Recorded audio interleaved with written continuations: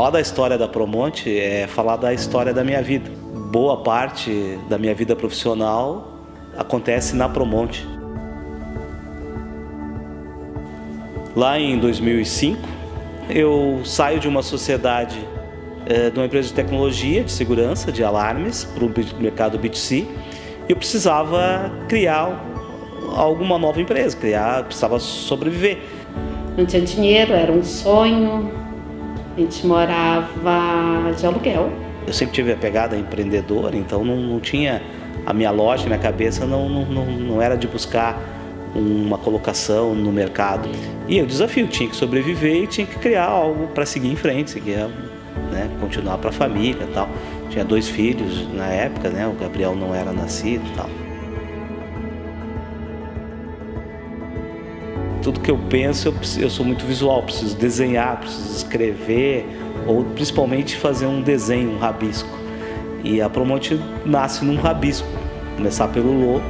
Eu faço um desenho, inicialmente com um mapa do Rio Grande do Sul, depois eu inclino e crio uma curva no sentido de uma empresa, uma estrada rumo ao infinito, enfim, mas uma estrada com uma caminhada, com uma jornada, e coloco o nome Promonte. Faço a fusão de 2 palavras, projetos e montagens. Isso é um resumo, porque até chegar no projetos e montagem um monte de rabisco, um monte de simulações com outros nomes, tá?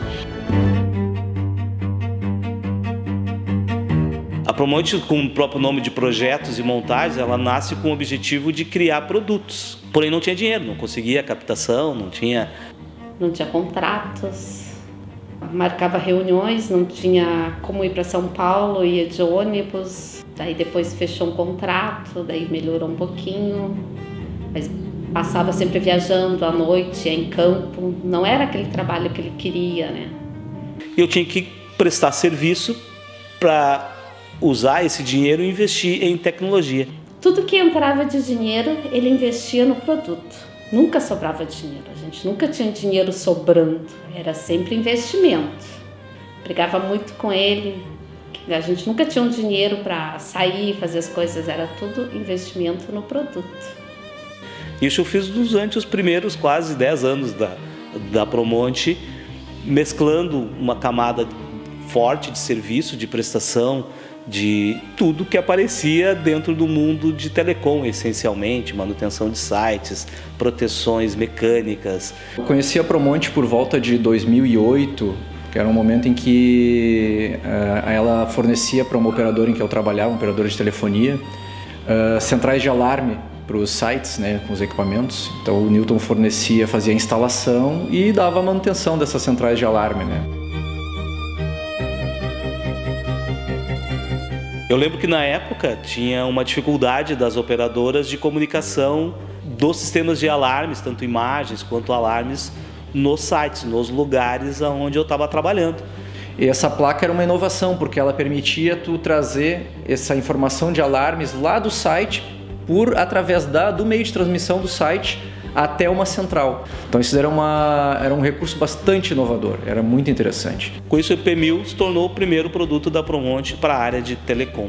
E com o EP1000 começou a surgir outros produtos. A gente criou uma placa de alarmes com 20 entradas para fazer um monitoramento de alarme de infraestrutura do site. Aí nasce o SGR para receber esses alarmes e enviar para a plataforma do cliente. Levando em consideração esse conjunto de plataforma, hardware, o sistema como um todo, a gente via ali na Promonte esse DNA de inovação, trazendo uma solução para um problema antigo que ninguém nunca havia trazido ou tentado desenvolver. Então, passados os primeiros 3 anos de Promonte, a gente já estava com um produto no mercado, que era o EP1000, fazendo comunicação, nascia o SGR. E aí vem a bolha de 2008, acontece esse grande impacto, o primeiro grande impacto da empresa.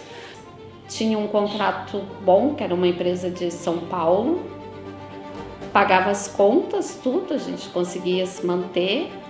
E daí esse contrato terminou, ficamos com um monte de conta daí, de impostos da empresa, tinha funcionários, tinha um monte de coisa. Então, nesse momento, a gente gente enxuga custos, reduz atividades, vai trabalhando no pinga-pinga, com um serviço e outro lá. O produto tinha potencial, mas ele não deslanchava. Tinha dificuldade de enxergar que o produto ia, porque tinha contas para pagar, a gente tinha filhos para criar, foi muito complicado. Eu atribuo ter conseguido passar por esse momento a credibilidade que se conquistou ao longo desses anos de trabalho, né, de não só desenvolvimento de produto, mas de prestação de serviço para essas grandes empresas. E mais uma vez, graças ao legado que a gente tinha de credibilidade, de plataforma, de desenvolvimento de hardware, de prestação de serviço, permitiu que os gestores acreditassem nas ideias que estavam se colocando. Então, quando se coloca uma fechadura com Bluetooth que não existia no mercado, permitiu, com essa credibilidade, com o legado que se tinha, avançar numa negociação, avançar numa homologação, avançar no acreditar que era possível ter uma mudança de paradigma daquele momento de mercado com a fechadura Bluetooth.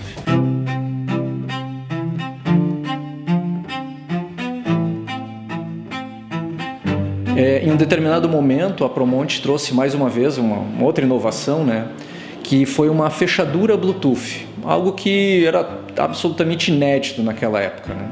Aquele homem pegava aquela fechadura, ele levava aquela fechadura que pesava não sei quantos quilos, ele ia para São Paulo, carregava aquilo para cima e para baixo. Se tu não acreditava daquele jeito que ele ia, com aquela confiança que aquele produto ia, não tem como. E nessa época o Bluetooth não era popular como ele é hoje. Vários dispositivos que utilizam essa tecnologia.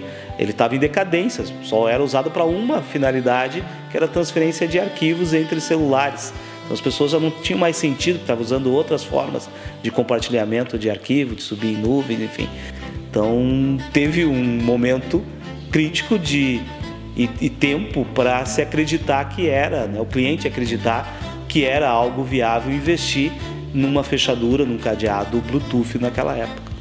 E aí em 2012, 2013, começou a comercializar o produto. E de uma hora para outra a Promont chamou muito a atenção, com um produto inovador, disruptivo no mercado, quebrando paradigmas. Com isso, muitos interessados em querer fazer parte do negócio. Infelizmente, se tem as pessoas que tinham boas intenções, as com má intenções. Ao longo dessa jornada de desafios, tive 3 episódios, né, de tentativa de cópia da tecnologia. A primeira quebra foi lá em 2012 para 2013. Depois, durante o processo de homologação, tivemos tentativas de alguns clientes, pessoas internas, tentando compartilhar para outros parceiros. Eu identifiquei um movimento interno no parceiro de querer se apropriar da tecnologia desenvolvida pela Promont. E em novembro de 2018, eu tive que tomar uma decisão de rompimento dessa parceria, mudando para uma outra empresa para fazer a continuidade da fabricação.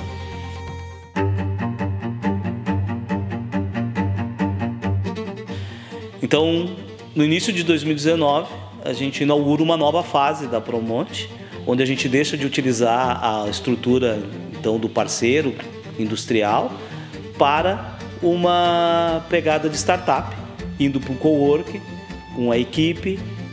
Essa ruptura, na época aconteceu, ela causou um grande abalo na imagem da Promont. Uma ruptura forte no mercado, importante.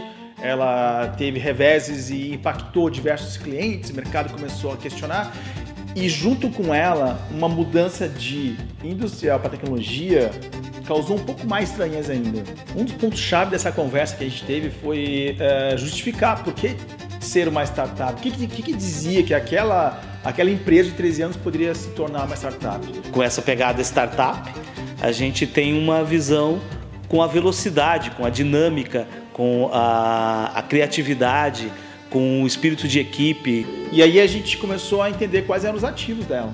Bom, nós temos tecnologia própria, 100% brasileira. Nós temos hardware próprio, a gente tem firmware próprio, a gente tem software próprio, a gente tem aplicativo. Tem um sistema já validado por grandes empresas de infraestrutura crítica. Nesse momento, a gente conversando, a gente debateu e entendeu que todo esse ativo que a gente tinha em tecnologia, ele nos tornava escalável. E aí, mais uma vez, o que parecia um problema e para o mercado poderia ter sido algo que abala, porém foi um grande trampolim para a Promont de crescimento. A partir daí a gente começou a rever não só a mentalidade, a gente começar a desgrudar, desconectar pensamentos antigos e colocar pensamentos novos, e dentro disso estava a revolução da marca. Dentro dessa lógica a gente voltou a rabiscar uma nova identidade visual, uma nova modelagem para a própria empresa.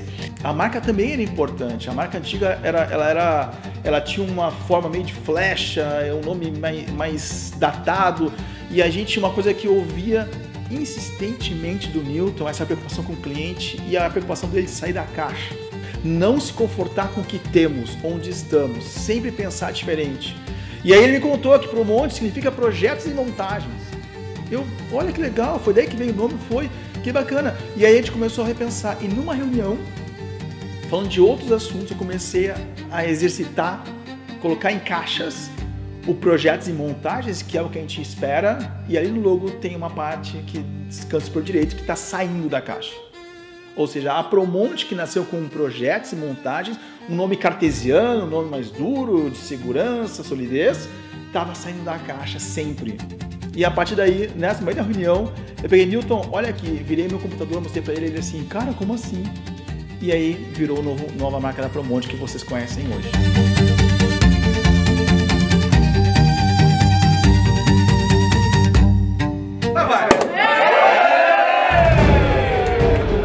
Então hoje a gente tem 3 motivos para estar comemorando aqui, que é justamente a nova fase da Promont, a nova sede que vocês estão vendo aqui com uma estrutura que permite a gente ter desenvolvimento, criatividade, criação de novos produtos, atendimento com o cliente percebe isso, né? Aqueles que estão junto com a gente. Nessa primeira sede da Promont, pós-ruptura, foi um ambiente muito valioso. A gente começou a se entender bem modelo de startup mesmo. Como é que a gente pode fazer com que a gente tem agora o mais rápido possível para entregar valor para os clientes?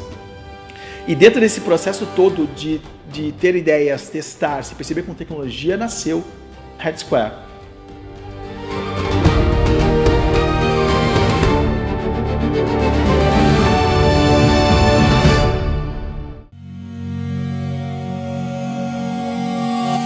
E aí chega 2020, a pandemia, então mal a gente estava saindo do grande desafio, entra um novo grande desafio, que é a pandemia, e foi impacto para todos. Nessa época, então, a gente teve que entregar sede, faz parte do processo. Aliás, não só para várias empresas entregaram suas sedes, porque não fazia mais sentido manter aquele custo, mas um revés nessa vida, nessa jornada de muitas desventuras e aventuras da Promont. E a Promont teve que se recolher num foco de desenvolvimento. Mantendo, claro, as entregas, terceirizando a sua fabricação, mas com foco muito grande de desenvolvimento, de aperfeiçoamento do seu produto. Aí a pandemia ela traz uma demanda reprimida no mercado. Então o mercado não deixa de, por mais que não compre nesse período, mas a necessidade continua. Então quando termina a pandemia, tem um grande boom de necessidades de aplicações. Então, depois da pandemia, a gente começou a ter uma fábrica internalizada, né? Então, a Promont internalizou o processo produtivo. A gente tinha uma produção totalmente terceirizada e quando veio a pandemia, mudou tudo. E aí a Promont teve que trazer uma gestão também para dar velocidade, para dar qualidade, e atender essa demanda reprimida que o mercado estava naquele momento. Meu primeiro contato com o Newton foi atender uma ligação, de uma pessoa que eu desconhecia. Ao final de 2021, por indicação de amigos, ele chegou até mim e a gente trocou ideia e tal sobre uma demanda específica. Orientei ele na minha visão e recebi um convite para conversarmos, tomarmos um café. Fizemos isso no Instituto Caldeira. E aí a minha primeira visita era na sede, até então foi na Rua Machadinho. Ao chegar lá me deparei, era uma garagem. E aí o que acontece? Precisávamos de gente capaz e veio na pessoa da Pamela, e ela não estava na empresa no momento, o convite de retornar para a empresa, e fizemos essa dobradinha forte, reorganizamos tudo que tinha lá e iniciamos o processo de internalização da produção. E lá na garagem, apesar de ser um espaço bem reduzido, a gente conseguiu ter muitas entregas lá, muita qualidade, já tendo mais o DNA da Promonte nas entregas dos produtos, estando mais próximo do P&D, do suporte técnico, do comercial também. Então, quando eu cheguei pela primeira vez, eu vi que era uma casinha pequenininha, com uma garagem pequenininha, que fazia tudo aquilo, eu fiquei, meu Deus do céu, como é que produzem isso, sabe? Como é que a gente tem essa tecnologia toda aqui, em Canoas, assim, né? Me surpreendeu muito. Trabalhamos o ano de 2022 muito forte naquelas instalações, até esgotar a capacidade que ela podia dar. Aí chegamos, no final do ano, tínhamos que ir para um outro endereço. Estávamos atrás de locar um espaço no 4º distrito, em algum local aqui em Porto Alegre, na Zona Norte, ou até em Canoas aqui. E aí, no dia que a gente foi lá visitar do lugar que a gente ia alugar... Era muito difícil, muitas exigências, a ponto de nos esgotaram a paciência. O Panoso ficou muito irritado e disse, não vou mais alugar porcaria nenhuma, porque daí outra peça que a gente tinha visto também tinha dado problema, não tinha jeito de alugar. Foi numa sexta-feira que isso aconteceu, e no sábado, com essa indignação absurda, né, veio a ideia assim, por que não comprar um prédio? E a Promonte não tinha dinheiro para comprar prédio. Não tinha dinheiro para comprar prédio. Nenhum dinheiro para comprar. E ele e o Newton foram ver o tal do prédio. O Newton foi pensando, não tem como comprar, tá maluco? Não vou comprar prédio.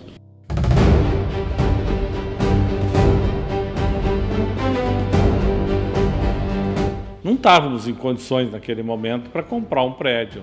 Mas vamos criar as condições para isso, então. E fui em busca, numa pesquisa noturna, na internet, até lá pela 1 da manhã, surgiu um prédio no bairro Rio Branco. Esse prédio estava em condições precárias. Enxerguei um diamante bruto e que tinha que ser transformado.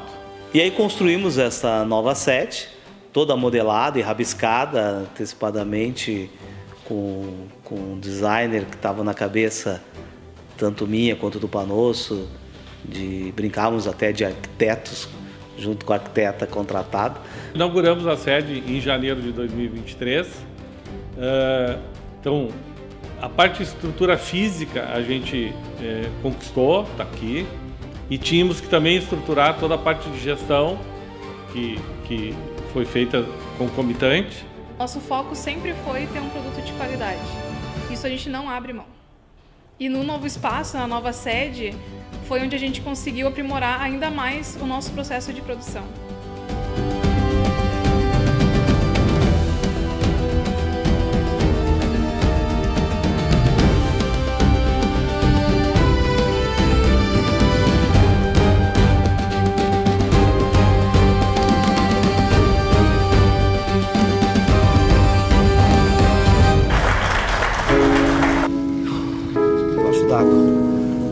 O sol lá levanta, que já estamos aqui para resgatar a Vanessa. No dia 3 de maio de 2024, somos atingidos por uma catástrofe climática, a grande enchente. Na enchente foi um período muito duro, muito difícil. A água atingiu 3 metros de altura na parte ali da fábrica. Então a gente perdeu todo o estoque. Está aqui atrás de mim é uma pequena parte da Promonte. O principal, que são as pessoas, a Promonte é feita de pessoas, estão todas em lugares seguros.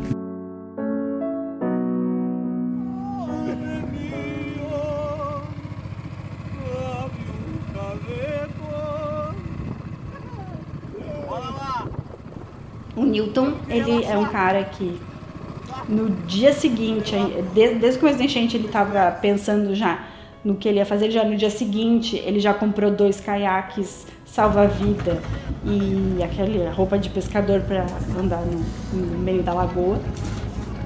Então, além do CEO da empresa, que estava com a empresa dele embaixo d'água, com a casa dele embaixo d'água, com a casa da sogra dele embaixo d'água, com a casa da filha dele embaixo d'água, ele subiu num caiaque com aquele shape super preparado para remar.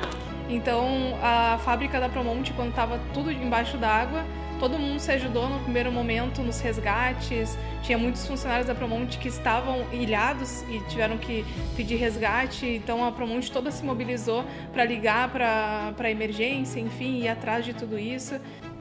Depois disso, teve diversas ações. Para mim, é a primeira assim, que mostra que ele é o cara que age para fazer o que tem que ser feito. A gente precisou montar uma fábrica provisória no nosso parceiro, que é a Kondak,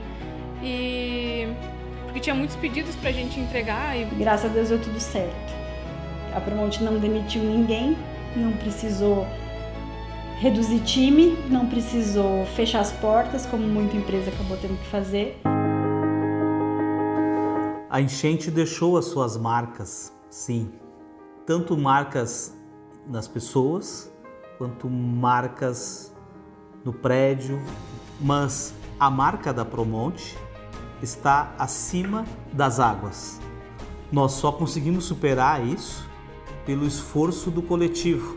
Não, foi sempre o nós que prevaleceu, nunca o eu. A Promonte é feita de histórias, né? E essa é mais um marco assim, grandioso na história da Promonte.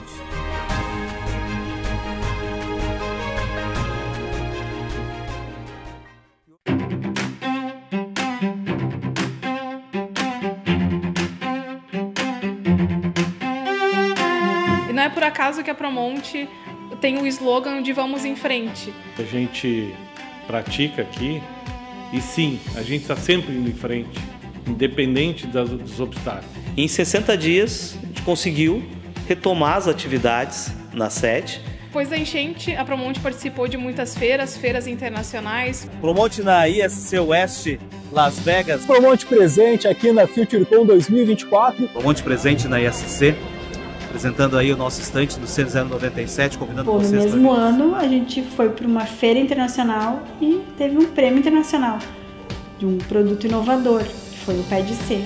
Então, para mim, só isso já mostra muito assim, do que a Promonte é capaz. Ela está presente em vários países, com uma sede em São Paulo agora, recentemente.